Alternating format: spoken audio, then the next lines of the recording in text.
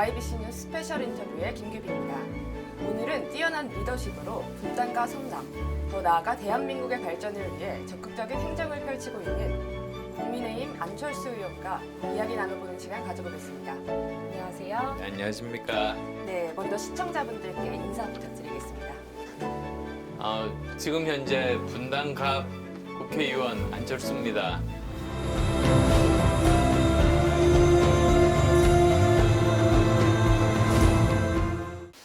지난 1년 6개월 정도 의정 생활을 했습니다. 제가 재보궐선거로 들어왔기 때문에 다른 의원에 비해서 시간은 짧지만 나름대로 주민분들께서 원하시는 분들 그런 것들을 주민분들께서 원하시는 그런 민원에 대해서 최선을 다해서 지금 현재 진행하고 있고 진행 중인 그런 사안들이 아주 많습니다. 이번 좋은 기회를 통해서 그런 내용들 좀 더 상세하게 설명드리도록 하겠습니다. 네, 감사합니다. 네, 이제 본격적으로 질문을 드려볼 텐데요. 다가오는 총선을 앞두고 국민의힘과 민주당, 양당에서 분당이 이제 발생하고 있는데 이준석 신당과 이낙연 신당 각 당에서 어떤 영향을 미치는지, 그리고 이번 총선에서 파급 효과는 어떻게 보시는지 말씀 부탁드립니다. 예, 분당에서 분당 이야기하니까 좀 이상하긴 합니다만 지금 현재 그 전에 있었던 제3당, 예를 들면 제가 만들었었던 2016년 국민의당 시절만 하더라도 제3세력이 한 곳에 모였습니다. 그래서 모두 다 한 곳에 모여서 한 가지 생각으로, 그리고 또 정말 이렇게 집중된 그런 정책으로 국민들께 어필을 할 거고, 그리고 또 다른 두 당과의 차이를 설명할 수 있었습니다.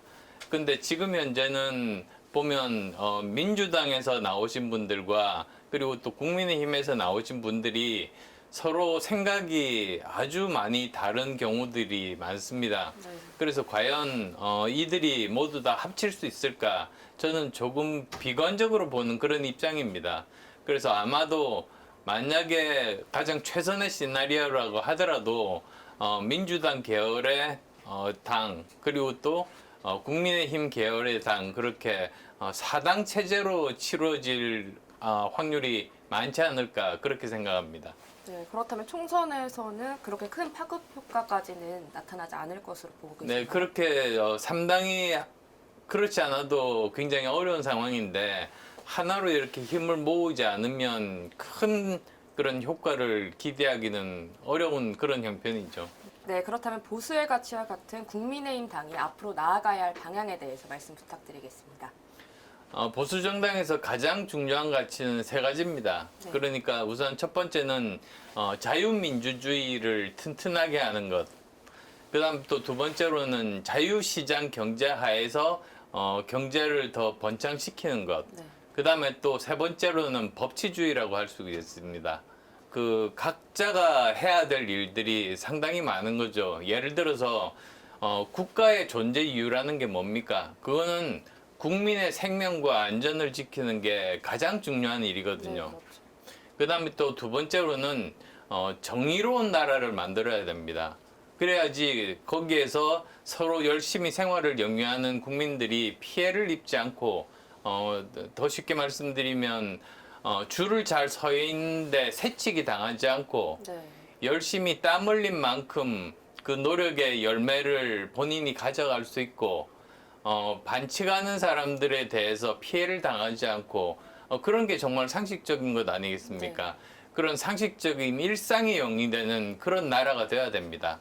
그리고 또 이 나라를 나름대로 이끄는 책임이 있는 사람들이 해야 될 일이 저는 또 추가로 있다고 봅니다. 네.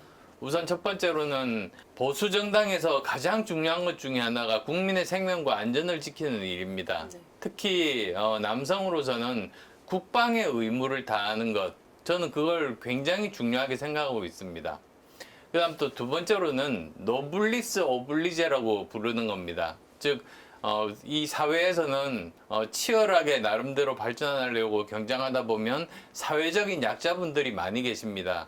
근데 그걸 국가에서 다 돌보기가 여력이 부족한 경우들이 많은데 특히 선진국들을 보면 잘 사는 분들이 기부라든지 봉사활동을 통해서 그런 분들을 많이 도와주십니다. 네. 그래서 우리나라가 어떻게 되면 아직 좀 부족한 것이 노블리스 오블리주 아닌가 그런 생각을 해봅니다.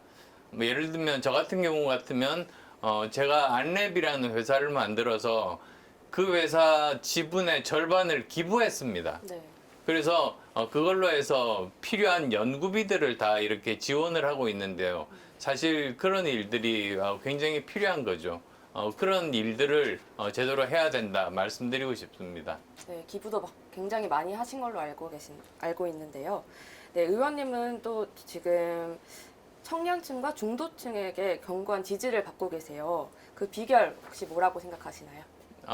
과찬의 말씀입니다만, 저 나름대로 생각할 때, 저는 항상 달리기를 많이 하는 편입니다. 네. 그래서 아시다시피 저희 지역 주변에, 분당 주변에 바로 정중앙에 탄천이 흐르고 있습니다. 네.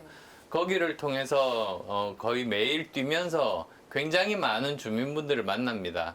소통을 굉장히 많이 하시는군요. 네, 그렇습니다. 가서 서로 인사를 나누기도 하고 또는 도중에 서서 말씀들을 나누기도 하고 네. 그러면서 민심들을 제대로 접할 수 있는 아주 좋은 기회입니다. 그분들도 어느 정도 여유가 있으신, 그러니까 시간적인 여유가 있으신 분들이 산책 나온 그런 경우들이 많기 때문에 그런 곳에서 국민의 눈높이가 지금 이렇구나, 이런 사안에 대해서는 이렇게 보시는구나, 그걸 정확하게 파악을 할 수가 있는 거죠. 네. 그리고 거기에 따라서 정책을 하고 있습니다. 그다음 이제 젊은이들에 대해서는 저는 대한민국이 앞으로 우리 아이들이 저희들보다 더 좋은 환경에서 살기를 바랍니다. 네. 진정으로 바랍니다. 근데 그러려면 지금 현재 우리나라에서 정말로 필요한 3대 개혁이 있습니다. 네. 그게 바로 연금을 개혁을 해야 되고요. 교육을 개혁을 해야 되고 또 산업 측면에서 노동을 개혁을 해야 됩니다. 네. 또는 약간 더 크게 말씀드리면 산업 구조를 개혁해야 됩니다. 이런 것들이 제대로 되어야지 이 젊은이들이 좀 더 잘 살 수 있고 좀 더 일하기 좋은 그런 환경이 되게 되는 것이거든요. 네. 그런 것에서 지금 현재로는 참 불행한 일입니다만 관심을 가진 그 국회의원들이 그렇게 많지가 않습니다. 그런데 저는 정말 꾸준하게 예를 들면은 바로 2주 전에는 제가 연금 개혁에 대해서 토론회를 했고요. 네. 바로 어제는 과학기술 그 연구비에 대해서 또 토론회를 했습니다. 네. 이게 바로 직접적으로 영향은 안 닿을지 모르지만 장기적으로 청년들을 위해서 꼭 필요한 것이기 때문에 저는 열심히 그런 개혁에 대한 이슈들을 계속 꺼내고 계속 정부가 이 일을 해야만 된다고 주장하고 있습니다. 네, 청년층을 위해서 굉장히 많은 일들을 하시고 계신 것 같습니다. 네, 올해 22대 총선이 갖는 의미를 혹시 한마디로 정의하신다면 어떻게 표현할 수 있을까요?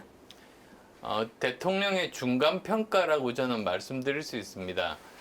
왜냐하면 지금 현재 대통령이 취임하신 지 2년이 됩니다. 네. 전체 5년 중에서 거의 절반 정도 하셨거든요. 그래서 뭐 다른 여러 가지 해석도 있습니다만 사실은 국민들 마음속에는 지난 2년 동안 이 국정이 만족스러웠는가 또는 방향을 바꿀 것인가 거기에 대해서 표를 행사하면서 그 뜻을 나타내는 그런 의미를 가지고 있습니다. 그래서 지금까지 만약에 그 방향이 맞다고 생각하면 여당의 표를 많이 주실 것이고요. 네.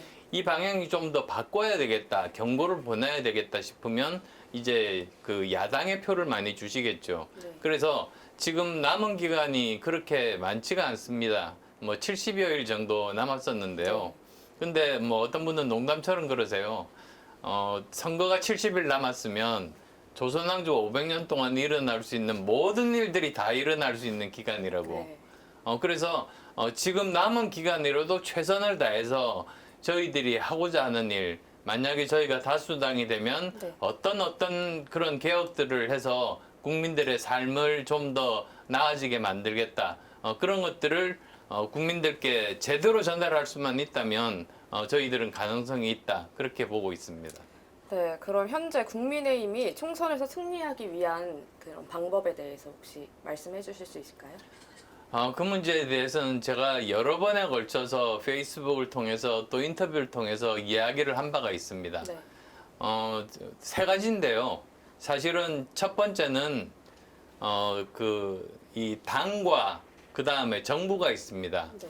그 당정이 건설적인 관계를 가져야 되지 누가 누구 밑에 부하식으로 수직적인 관계가 되면 안 된다. 네.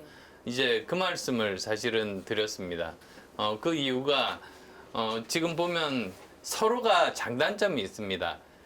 정부는 국회가 가지고 있지 못한 집행 능력을 가지고 있습니다. 직접 국민들의 삶을 바꿀 수 있는 거죠. 반면에 그 정당은 지역구 국회의원들이 많기 때문에 민심을 가장 잘 알 수 있는 그런 그 기능들이 있습니다. 그래서 저는 이것이 시너지가 나기 위해서는 우선 정부에서 예를 들면 정부가 국민들과 접점이 많지가 않기 때문에 의도하지 않게 국민들의 생각과 다른 의사를 표현할 때가 있지 않습니까? 네. 결정이라든지 정책이라든지 이런 것들을 만들 때가 있는데 그럴 때는 그 점을 정확하게 지적을 하고 보다 더 좋은 대안들을 만들어서 서로 상호 보완적인 관계가 되는 것이 서로가 더 끌어올려지고 국민들의 삶도 더 윤택하게 만들 수 있는 이런 부분이라고 그렇게 생각을 합니다. 네, 또 두 가지가 더 있다고. 맞습니다. 네. 제가 세 가지 말씀드리다 네. 보니까 두 가지를 제가 빼먹었습니다만, 두 번째로 이제 저 해야 되는 부분들이, 그, 정부가 할 수 있는 일이 있고, 정부가 못하는 일이 있습니다. 네. 그게 뭐냐 하면, 이제 입법권입니다. 네. 그래서 정부가 제대로 일을 할 수 있도록 제대로 거기에 맞는 적합한 그런 입법권을 행사해서 제대로 제도화하는 것들 이런 것들이 정말 국회에서 해야 되는 아주 중요한 일들이고요. 가장 중요한 일이 되겠네요. 예. 네. 그 다음에 세 번째로는 인사 문제입니다. 네. 그러니까 사실은 깨끗하고 능력 있는 사람이 국가의 중요한 일을 맡아야 국민들의 생활이 좋아지는 것 아니겠습니까? 근데 정부에서는 정부대로 이제 장관급이나 차관급들이 있는 것이고, 그리고 국회에서는 이번에 선거를 이제 치르게 되니까 공천을 받는 사람들이 생기게 됩니다. 네. 이런 사람들을 잘 뽑아야 국민들이 보시고, 저 사람이 행정부라든지 또는 국회의원이 되면 우리의 삶이 좀 더 좋아지겠구나. 그렇게 확신을 가질 수가 있게 되는 것이죠. 그래서 그런 인사 문제를 제대로 잘하는 것이 중요하다. 그렇게 말씀드리겠습니다. 네, 알겠습니다. 지금 한 인터뷰에서 의원님께서는 경기도 판세와 관련해서 경기도 지역이 가장 어렵다고 얘기하신 적이 있는데 어떤 이유가 있을까요? 그건 제가 그냥 단순히 감으로 말씀드린 것이 아니라 네. 아주 많은 거의 대부분의 여론조사 수치하에서 나타나고 있습니다. 네. 지금 보통 보면 이 총선에서는 여당 지지도, 야당 지지도, 그 다음에 무당층 지지도 이렇게 나오는데요. 네. 보통 흔히 하는 실수들이 여당 지지도와 야당 지지도만 보는 겁니다.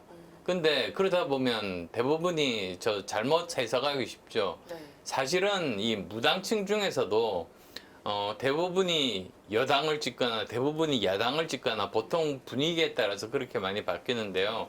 지금 현재로는 보면 제일 중요한 것은 각 정당의 지지도보다도 다음 총선에서 과연 여당이 다수 의석을 차지하면 좋겠느냐, 네. 야당이 다수 의석을 차지하면 좋겠느냐. 사실은 그게 제일 중요한 변수입니다. 그걸 이제 어떤 그 여론조사 기관에서는 매주 하고 있고 어떤 여론조사 기관에서는 2주마다 하고 있습니다만 거기에 따라서 판세가 굉장히 많이 바뀝니다. 네. 근데 지금 현재로서는 여당이 다수당이 되는 것보다는 야당이 다수당이 되는 게 좋겠다. 심지어는 뭐 51대 39 정도로 야당이 더 유리한 그런 경우들이 지금 현재 상태입니다. 굉장히 차이가 많이 나요. 네, 아주 차이가 많이 납니다. 그래서 이대로 된다면 사실 뭐 지난번처럼 야당이 거의 180석이 될 가능성도 있는 것이죠. 거기에 대해서는 사실은 여당 입장에서는 뼈저리게 반성을 하고 무엇을 바꾸면은 이분들이 마음을 돌릴 수 있으실 것인지 거기에 대해서 치열하게 고민하고 바로 실행에 옮겨야 된다. 그렇게 네. 말씀드립니다. 그렇다면 경기도 지역의 승리를 위한 방안도 혹시 생각하신 게 있을까요? 경기도 지역에 대해서뿐만 아니라 사실 전국적으로 이렇게 보면 네. 왜 국민들이 실망을 하셨을까? 그건 사실 이제 뭐 정부에서 정책 기조를 바꾸겠다고 했습니다만 처음에 너무 이념적으로 접근했습니다. 네. 매일매일 지금 경제가 사실은 나빠지고 있거든요. 올해가 1몇 %밖에 성장을 못하지 않습니까? 지금 다른 선진국들은 3%, 2% 우리나라보다 훨씬 더 많이 성장을 하고 있거든요. 우리나라보다도 더 선진국들이 우리나라보다도 더 성장률이 높은 겁니다. 네. 이거는 잘못된 것이거든요. 그렇죠. 그러니까 그런 것에 대한 실망감들이 많으니까 어떻게 하면 국민들의 삶을 좀 더 낫게 만들 수 있을 것인가, 거기에 맞는 정책들을 세우는 것이 꼭 필요하고요. 네. 또 그것 말고도 지금 현재 특히 경기도는 제가 예전에 초선 재선을 서울에서 상계동에서 의원을 해봤기 때문에 압니다만 집값이 폭등을 하면서 네. 할 수 없이 직장보다 훨씬 더 먼 여러 구리라든지 또는 의정부로 옮겨가는 정말 눈물겹게 옮겨가는 그런 직장인들, 젊은이들 굉장히 많이 봤습니다. 네. 그러니까 이런 주거 문제, 그 다음에 또 직장 문제, 좋은 직장들을 많이 만드는 문제, 이런 문제들에 대해서 제대로 계획을 세워야 되는 것이죠. 그러니까 예를 들자면 각 산업별로 예전 박정희 대통령 때만 하더라도 산업 정책들이 있었습니다. 네. 그래서 그 산업을 어떻게 발전을 시키면 일자리가 몇 개가 생기고 그리고 또 그러기 위해서는 어떠한 기술자들이 필요하다. 그래서 미리 교육 과정을 만들어 놓고 미리 훈련된 사람들을 거기에다 보냈거든요. 그러면서 선순환을 통해서 우리가 굉장히 빨리 발전한 겁니다. 네. 근데 지금 현재로서는 솔직히 그런 모습들이 잘 보이지 않습니다. 산업 정책이 보이지 않고 그냥 뭐 전체적으로 4차 산업혁명이라든지 4차 산업혁명 속에 사실 저 100개도 더 있습니다. 근데 그걸 각각 개별적으로 어떻게 발전시키겠다는 산업 정책이 지금 눈에 보이지 않고 있어서 네. 뭐 이런 부분부터 포함해서 좀 더 세밀하게 국민들에게 설득될 수 있는 이대로 우리가 따라가면 제대로 우리의 삶이 좀 더 나아지겠다. 그런 것들이 필요한 것이죠. 네, 빠른 경제 회복과 또 국민의 삶의 질을 높일 수 있도록 많이 노력을 해야 될 것 같습니다. 네, 마지막으로 우리 국민분들께 한 말씀 부탁드리겠습니다. 청룡의 해입니다. 그렇지만 처음부터 지금 현재 굉장히 세계는 위기에 빠져 있고 대한민국 경제도 위기에 빠져 있습니다. 지금 보시면 1월 1일부터 그 동해 근처에 일본 쪽에서 지진이 나지를 않나. 그리고 또 전 세계적으로는 지금 현재 우크라이나 전쟁이라든지 이스라엘과 하마스 전쟁이 일어나면서 여러 가지 물류 비용이 치솟고 있습니다. 거기에다가 우리나라 같으면 부동산 파이낸셜 프로젝트라고 하죠. PF 문제가 지금 불거지기 직전입니다.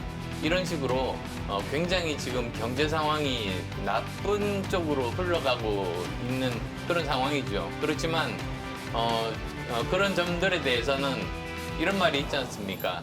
이미 알고 있는 위기는 위기가 아니다. 왜냐하면 우리가 대처할 수 있기 때문이다.